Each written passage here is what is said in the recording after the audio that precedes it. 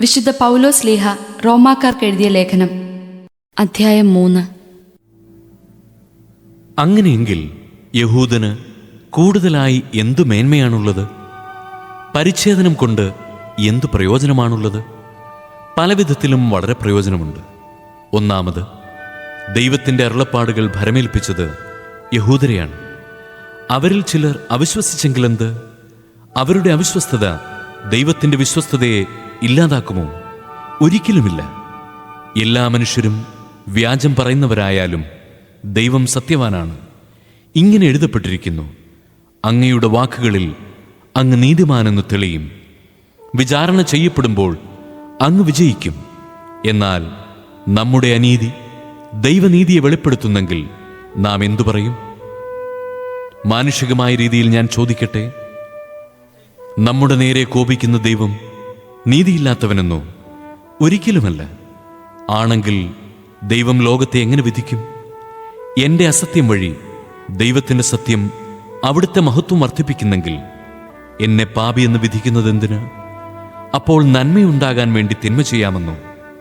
ഞങ്ങളിങ്ങനെ പഠിപ്പിക്കുന്നുവെന്ന് ഞങ്ങളെപ്പറ്റി ചിലർ ദൂഷണം പറയുന്നുണ്ട്. ഇവർക്ക് നീതിയുക്തമായ ശിക്ഷ ലഭിക്കും. അപ്പോഴെന്ത്? യഹൂദരായ നമുക്ക് വല്ല മേന്മയുമുണ്ടോ? ഇല്ല, അശേഷമില്ല.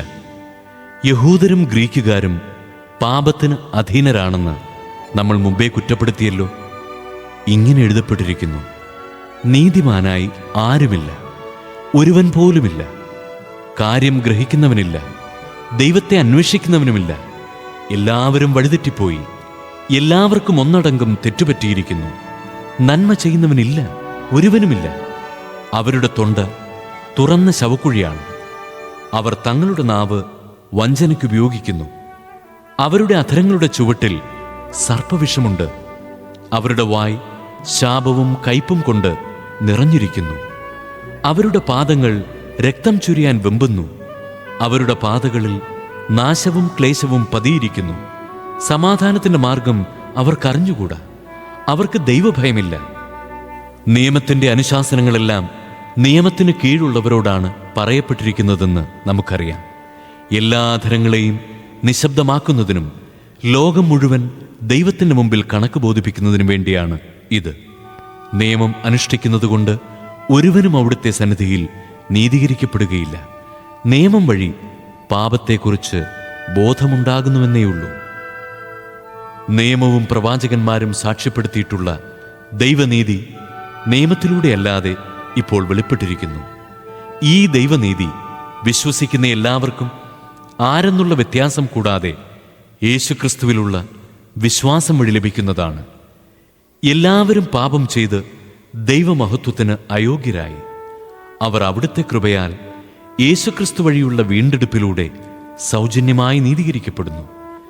വിശ്വാസം വഴി സംലബ്ധമാകുന്ന രക്തം കൊണ്ടുള്ള പാപപരിഹാരമായി ദൈവം അവനെ നിശ്ചയിച്ചു തന്നു.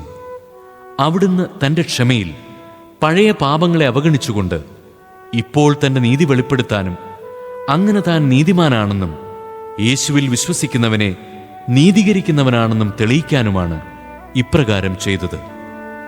അതുകൊണ്ട് നമ്മുടെ വൻപ് പറച്ചിൽ എവിടെ? അതിന് സ്ഥാനമില്ലാതായിരിക്കുന്നു. എന്തടിസ്ഥാനത്തിൽ? പ്രവൃത്തികളുടെ അടിസ്ഥാനത്തിലോ? അല്ല, വിശ്വാസത്തിൻ്റെ അടിസ്ഥാനത്തിൽ.